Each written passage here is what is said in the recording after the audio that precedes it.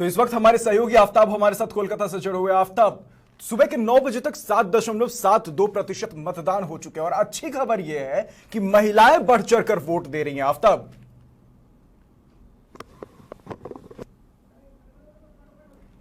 तो हमारे सहयोगी आफ्ताब से हम जुड़ने की कोशिश करेंगे, तकनीकी कारणों से उनसे संपर्क नहीं हो पा रहा। तो ये बड़ी खबर सामने आ रही जहां पश्चिम बंगाल में पहले चरण का मतदान शुरू हो चुका है। तो आफ्ताब, एक बार फिर से हमारे सहयोगी हमारे साथ जुड़ चुके हैं। आफ्ताब, पहले चरण का मतदान शुरू हो चुका है, सुबह के 9 बजे तक 7.72% मतदान किया जा चुका है और सबसे अच्छी खबर यह है लोकतंत्र के लिए कि महिलाएं बढ़ चढ़कर इस वोटिंग में हिस्सा ले रही हैं। नहीं, बिल्कुल। देखिए, जिस तरीके से महिलाओं की भागीदारी है, आप कह सकते हैं कि इस बार के पश्चिम बंगाल के इलेक्शन में महिला ही तय करेंगी, खासतौर पे कि आखिर सरकार किसकी बनेगी और सरकार का जो बहुमत होगा, आंकड़ा किसका बढ़ेगा या किसका घटेगा। हम तृणमूल कांग्रेस की अगर बात कर ले, ममता बनर्जी लगातार अपने भाषणों में कह रही हैं कि मतलब जो महिलाएं हैं पश्चिम बंगाल की वो उनके साथ हैं।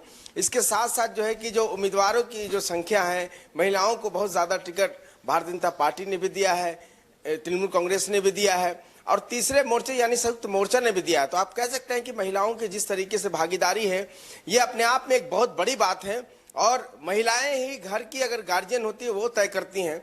तो ऐसे में जो महिला है और खासकर जो लड़कियां हैं इस बार, जिन्हें पहली बार वोटिंग करने का मौका मिल रहा है, वो बहुत ज्यादा इफेक्टिव होंगी। वो बहुत ज्यादा। बिल्कुल आफ्ताब, प्रधानमंत्री मोदी भी जनसभाओं से, ममता बनर्जी अपनी जनसभाओं से लगातार महिलाओं को सीधे तौर पे संबोधित करते नजर आ रहे।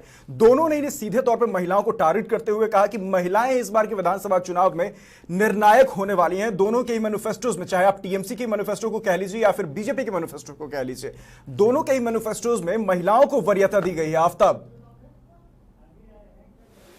नहीं, बिल्कुल। अगर टीएमसी के जो प्रस्ताव पत्र है, जो संकल्प पत्र है, उसे अगर देखा जाए तो ममता बनर्जी ने भी साफ तौर पे महिलाओं की सुरक्षा को लेकर, महिलाओं की रोजगार को लेकर उसमें बात की गई है। और इधर भारतीय जनता पार्टी के अगर पत्र को देखा जाए तो उसमें भी जो है कि महिलाओं की सुरक्षा, महिलाओं की जो है कि ट्रांसपोर्टिंग की व्यवस्था, महिलाओं की रोजगार की व्यवस्था को लेकर भारतीय जनता पार्टी ने भी मुकम्मल तरीके से अपने जो है कि संकल्प पत्र में जो है कि लिखा है।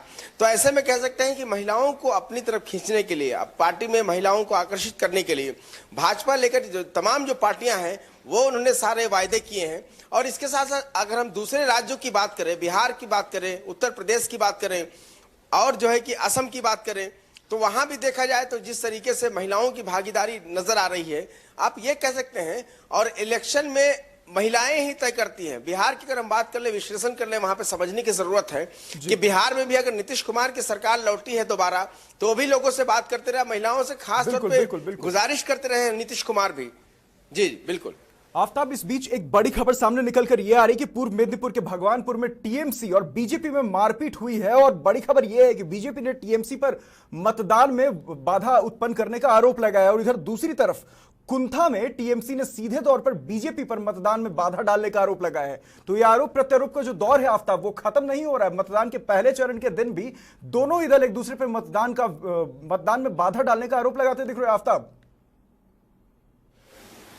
नहीं, बिल्कुल। देखिए, लगातार जब से चुनाव आयोग ने इलेक्शन की घोषणा की है, उसके बाद से ही लगातार टीएमसी और भारतीय जनता पार्टी के जो तमाम कार्यकर्ता हैं उनके बीच जो है कि खूनी संघर्ष जारी है। कई इलाकों में कई मौत की खबरें भी आई, बम विस्फोट की खबरें लगातार आ रही है। तो ऐसे में कह सकते हैं कि जो आपसी झड़प है वो लगातार कहीं ना कहीं वैसे बहुत ज्यादा इलाकों से खबरें आ रही है। तो ऐसे में चुनाव आयोग को, पुलिस प्रशासन को मुकम्मल तरीके से सजग रहने की जरूरत है, वरना कोई बड़े हादसे का इंतजार अगर कर रहे हैं तो कहना मुश्किल है। इसलिए कि जो लगातार खबरें आ रही है, अभी देखिए सुबह सुबह जो खबरें आई कि सीआईएसएफ के जवान पर जो है कि हमला किया गया, इस पर बीजेपी ने साफ तौर पे कहा कि टीएमसी के जो कार्यकर्ता थे उन्होंने हमला किया।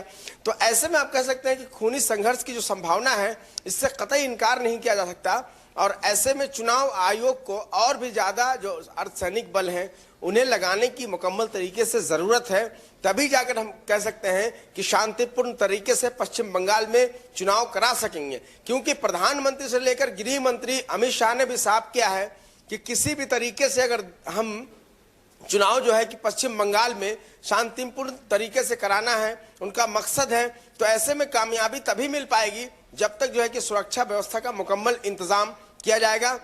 और हम अभी अपने सहयोगी दीपक भट्टाचार्य हैं, उनसे जुड़ेंगे, उनसे जानने की मुकम्मल तरीके से हम कोशिश करेंगे जी, कि बिल्कुल, विस्तार से समझेंगे, इसलिए कि बहुत सारे चीजों को यहाँ राज्य को समझते रहे हैं। बिल्कुल, आप बताइए कि जिस तरीके से आज इलेक्शन का दौर जारी है और जो परसेंटेज आए हैं, देखा जा रहा है कि महिलाओं की और जो युवा हैं उनकी भागीदारी ज्यादा नजर आ रही है, तो क्या कुछ लगता है कि लोकतंत्र में ये एक अच्छा मैसेज जाने के लिए?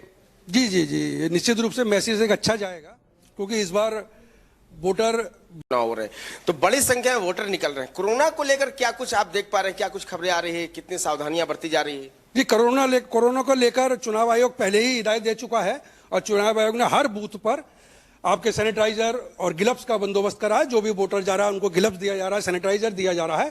कोरोना को लेकर कोरोना गाइडलाइन का पूरा पालन करा जा रहा है चुनाव आयोग की तरफ से, और जिला प्रशासन को भी हिदायत दी गई है कि कोरोना पर विशेष ध्यान रखा जाए, गाइडलाइन का पालन करा जाए, गाइडलाइन का उल्लंघन ना हो, इसी हमारे सैनिटाइजर और ग्लव्स उनको मुहैया कराया जा रहा है बूथों पर। देखिए, सारी चीजें हैं, कोरोना को लेकर भी हमें सजग रहने की जरूरत है और आयोग की तरफ से भी मुकम्मल इंतजाम किए जा रहे हैं।